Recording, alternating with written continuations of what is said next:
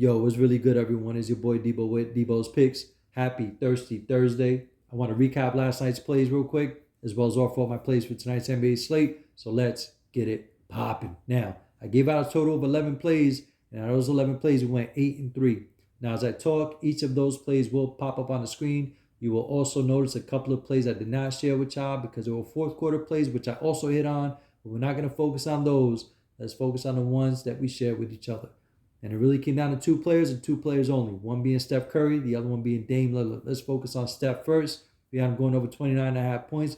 It originally opened up at 28.5. Didn't matter. Now, what happened? Why didn't he achieve his prop bet of going over? Simply put, the Dallas Mavericks had a game plan to take Curry out the game, and it worked. How'd they do it? Well, every time Curry brought the ball up the court, they would try a pick and roll. Instead of one of the defenders sliding off, they both blitzed Curry on a double team, forcing the ball out of his hands to a wide open teammate. That wide open teammate made the shot. And that's why you see Curry's assist total way above what he normally averages per game. Now, he did shoot efficiently. If you look at the numbers, he shot 50% even. But it's misleading because he went 2 of 8 from behind the three-point line. So a lot of those points that he was getting was high percentage shots in the paint, layups, or at the free throw line. Now, the same thing applied to Dame Lillard. The Utah Jazz had a game plan in place to do the same shit. What they do every time Dame brought the ball up the court, they do a little pick and roll with Nurkic or something. Instead of one of the defenders sliding off with Nurkic, they both blitz Dame on a double team, force the ball out of his hands to a wide open teammate, and that wide open teammate were making their shots. And that is why his assist total was also way above what he normally averages per game. So that's what happened to us. And also he shot terrible from behind the arc. Same thing like Curry. Got a lot of his points on layups and ones and at the free throw line. So prevented us from getting multiple sweeps. Definitely in the thousands in regards to the money. But instead we settled for hundreds yet again.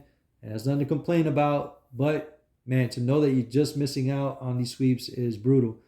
Past 3 nights has been like that, but for the past 3 nights, I've been winning hundreds of dollars as opposed to thousands of dollars. So maybe tonight is the night. And with that said, I want to offer up my plays for tonight's NBA slate.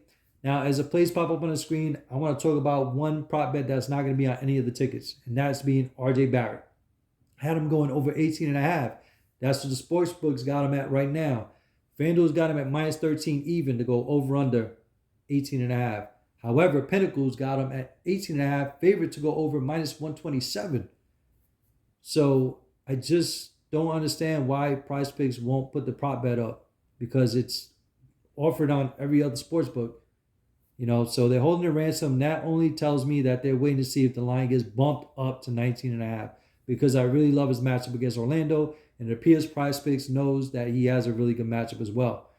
Now, with that said, keep your eyes peeled in the comment section of my video because once that prop bet hits, I will be putting up a couple of plays which will include RJ Barrett, points going over 18.5. Now, if it's at 19.5, I ain't touching it.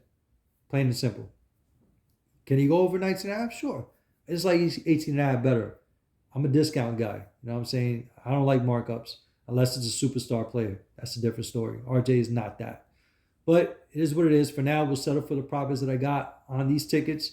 Now, my two favorite, actually not for the point side of things, believe it or not, it's actually Jalen Brunson's assists going over 6 and Markelle Fultz going over his rebounds of 4.5.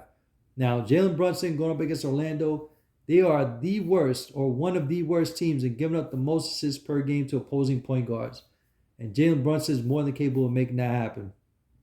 Markelle Fultz, on the other side of the ball, getting the rebounds.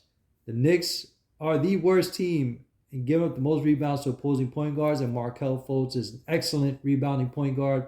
I love this matchup for him as well as I do for Brunson. So those are my two favorite plays. Everybody else are good.